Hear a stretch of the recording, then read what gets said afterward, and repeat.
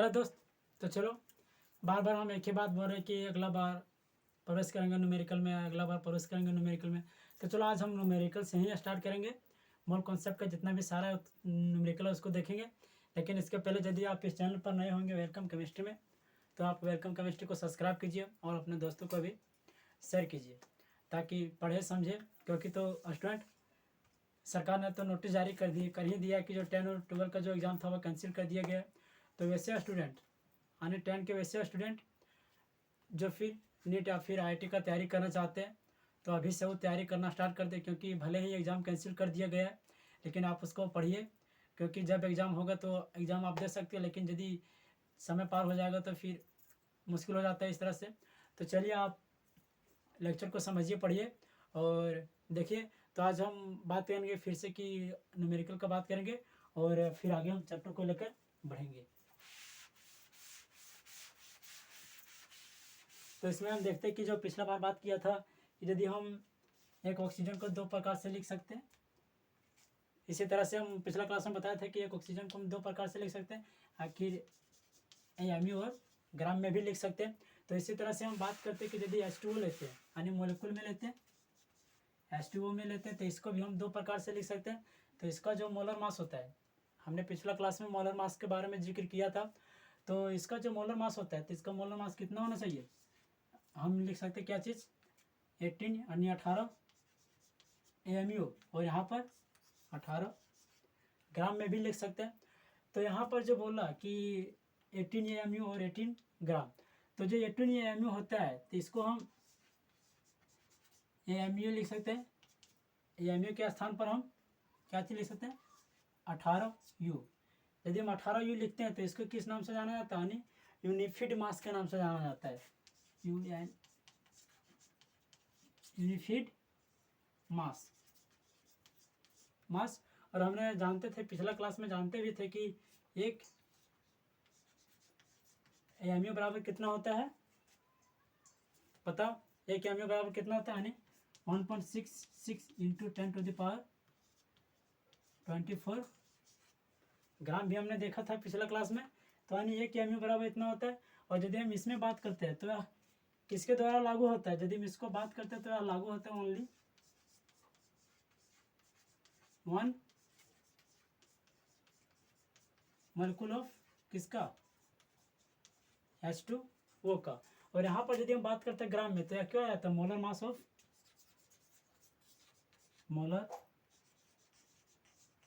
Of H2O molecule, इस प्रकार से होता है। तो हम यदि देखेंगे कि H2O को भी देखेंगे, और H2O को जब हम AMU में देखते हैं और ग्राम में भी देखते हैं। तो खैर इतना तो समझ ही गया होगा। तो चलो हम पहला क्वेश्चन देते हैं आप लोगों को, आप समझिए और बनाइए।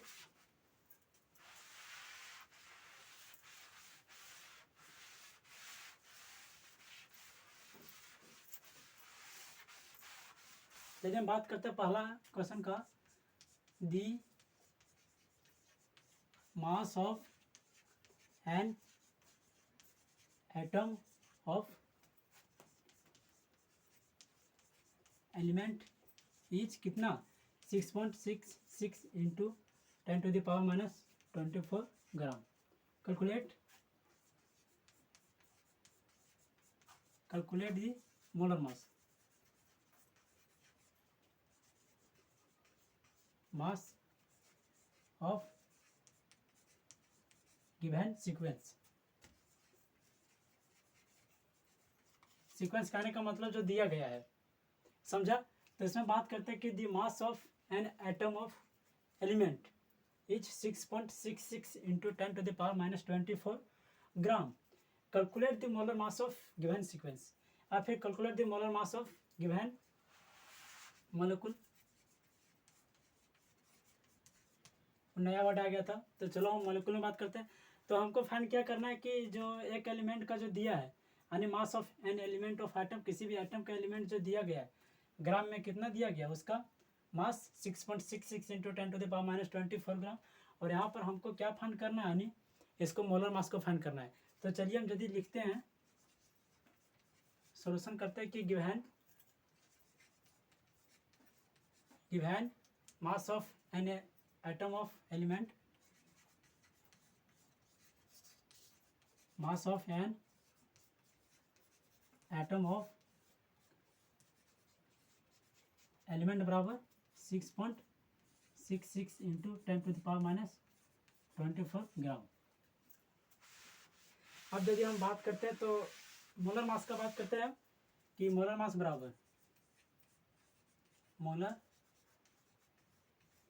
बराबर क्या चीज, मोलर मास बराबर given element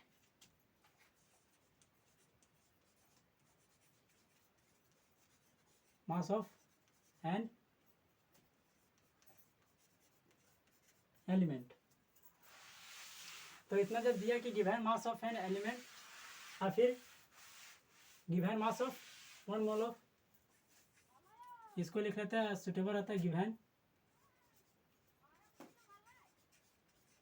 mass of an element. समझा? यदि हम इसमें बात करते तो कितना दिया था, गिवन मास ऑफ एलिमेंट का, एक एलिमेंट का कितना दिया था, यानी 6 पॉइंट, चलो एक लाइन और लिख लेते हैं कि मास ऑफ एन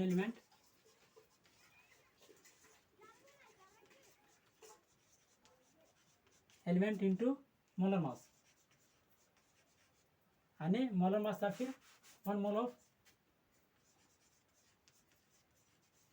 ऑफ एटम, क्योंकि हमको फाइंड करना मोलर मास तो मोल को भी इसमें शामिल करना पड़ेगा ही पड़ेगा। तो लिखा था, चलो वो क्या करेंगे, उससे मल्टीप्लाई करेंगे जब किसको गिवन मास दिया गया, यानी गिवन मास कितना दिया 6.66 इंटू 10⁻⁻24 ग्राम, और यदि हम मल्टीप्लाई करते किससे, अवोगाड्रो नंबर से, यानी 1 मोल ऑफ एटम यानी एन ए बराबर, तो लिखते हैं कि मास ऑफ एलिमेंट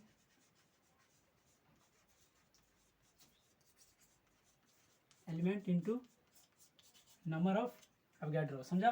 तो यदि इससे हम गुना करते हैं तो इस प्रकार से मेरा मोलर मास निकल जाएगा। तो चलो इसको भी लिख लेते हैं कि कितना दिया गया था, 6.66 इंटू 10⁻⁻24 ग्राम इंटू इसका कितना होता है, एन ए बराबर, यानी 1 मोल बराबर 6.022 इंटू 10⁻23 ग्राम। तो ग्राम फिर मोल लिख सकते हैं, तो उसको हम सिर्फ लिखते हैं इतना कि 6 इंटू 10⁻23 ग्राम।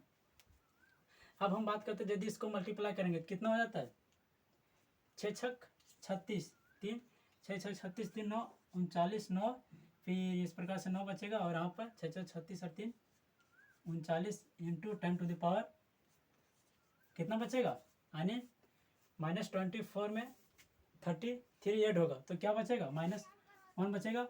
और जब हम इस पॉइंट को इधर करते हैं बायां साइड, तो 3 इंटू 3.99 बचेगा इस प्रकार से ग्राम में। अब जब हम इसको पूरा में लिखते हैं तो इस प्रकार से हम 3 इंटू 9 चल गया, 99 चल गया, यानी 1 बचा 100 में, तो इसको हम इस प्रकार से 4 ग्राम लिख सकते हैं, यानी आंसर जो मेरा होगा वह क्या होगा, 4 ग्राम होगा। तो इस न्यूमेरिकल को आप ध्यान से समझिए। वैसे खास तो न्यूमेरिकल बड़ा है ही नहीं, हम आगे तो पूरा न्यूमेरिकल का ही क्या करेंगे, उसमें जिक्र करेंगे। तो तब तक आप इसको अपने कॉपी पर उतारिए और समझिए। चलो फिर हम अगला टॉपिक को देखते हैं, आप तो उतार लिए होंगे।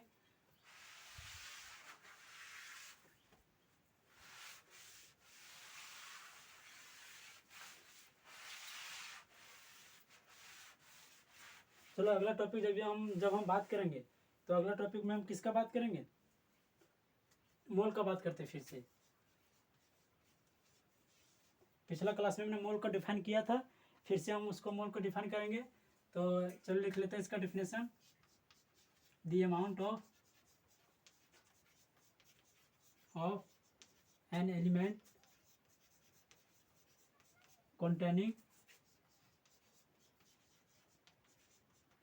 containing यानी प्राप्त करता है containing many particles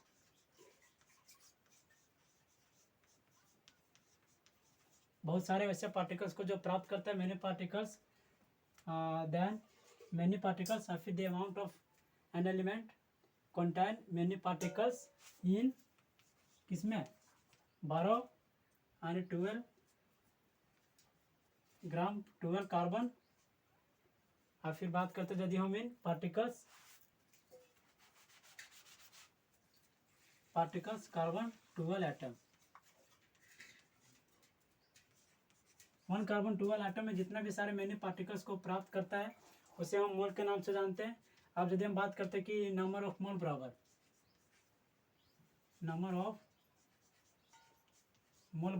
क्या होता है, यानी नंबर ऑफ मोल का यदि हम बात करते हैं तो उसमें हो जाएगा गिवन मास बटे मोलर मास, यानी जो मास दिया हुआ रहेगा किसी कंपाउंड का तो उसको हम लिख लेते हैं कि द नंबर ऑफ मोल बराबर नंबर ऑफ मोल में क्या हो जाएगा, यानी गिवन मास बटे मोलर मास। तो गिवन मास बटे मोलर मास, मोलर मास। और जो फार्मूला है बहुत इंपॉर्टेंट होता है, आप इसको हम इक्वेशन 1 मान लेते हैं, क्योंकि आगे जब हम जाएंगे तो बहुत सारे डेफिनेशन को हम डिफाइन करेंगे और फार्मूला को भी डिफाइन करेंगे। तो बहुत सारे इक्वेशन में ऐसे जरूरत पड़ेगा जो इस इक्वेशन का वहाँ पर जरूरत पड़ेगा। तो नंबर ऑफ मोल्स को किससे डिनोट करते हैं, यानी n बराबर गिवन मास को किससे डिनोट करेंगे, छोटा m से बटे मोलर मास। मोलर मास यानी क्या हो गया कि n बराबर, तो इसको हम यदि नेमिंग कर लेते हैं, वैसे भी खास जरूरत नहीं पड़ता है। तो यहाँ पर यार n बराबर नंबर ऑफ मोल, फिर m बराबर क्या चीज़, गिवन मास और m बराबर मोलर मास। आप समझ गए होंगे कि n क्या चीज़ है, m क्या चीज़ है और बड़ा m क्या चीज़, यहाँ पर छोटा है यानी स्मॉल m और बड़ा m में क्या अंतर है, तो उसको समझें। यदि हम इसका कुछ एग्जांपल को लेकर समझते हैं तो चलो ले लेते हैं कि पहला एग्जांपल ले लेते हैं 19 ग्राम ऑफ किसका, H2O का। और फिर लिख लेते हैं क्वेश्चन ही कुछ लिख लेते हैं कि calculate number of mole in given below. नीचे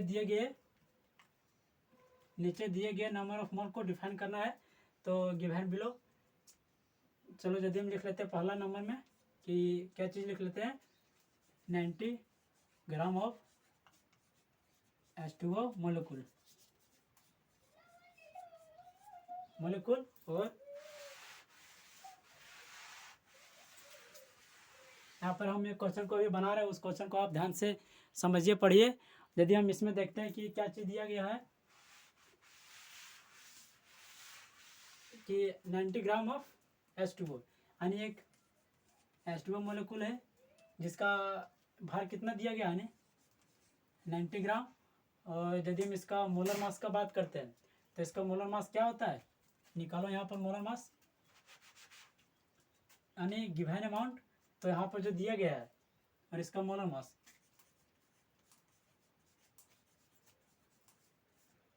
को जब हम निकालते हैं तो क्या हो जाएगा, 1 × 2 प्लस ऑक्सीजन का कितना होता है एटॉमिक नंबर 16 बराबर 18। तो हमें पता चल गया कि मोलर मास जो है, मोलर मास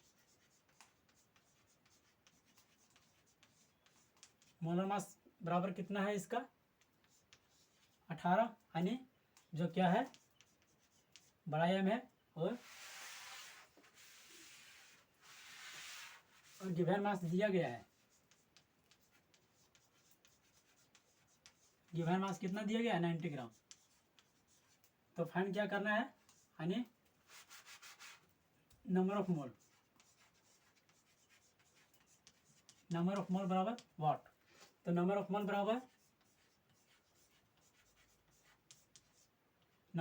बराबर यानी गिवन मास बटे मोलर मास। तो गिवन मास में कितना दिया गया, यानी 90 डिवाइडेड बाय मोलर मास कितना दिया गया 18। आप इसको कैलकुलेट कीजिए, देखते हैं कितना मोल आता है। तो यदि हम इसको कैलकुलेट करते हैं तो क्या आ जाएगा, 18 पचे 90, यानी जो आएगा आएगा 5 मोल इसका आंसर आएगा। तो आज हम एक न्यूमेरिकल को, छोटा सा न्यूमेरिकल को सॉल्व किए, और अगला क्लास में हम आएंगे तो उस समय क्या चीज़ करेंगे, मोल कॉन्सेप्ट का बहुत बहुत ज़्यादा से ज़्यादा न्यूमेरिकल को सॉल्व करेंगे, और ज़्यादा क्वेश्चन को भी सॉल्व करेंगे।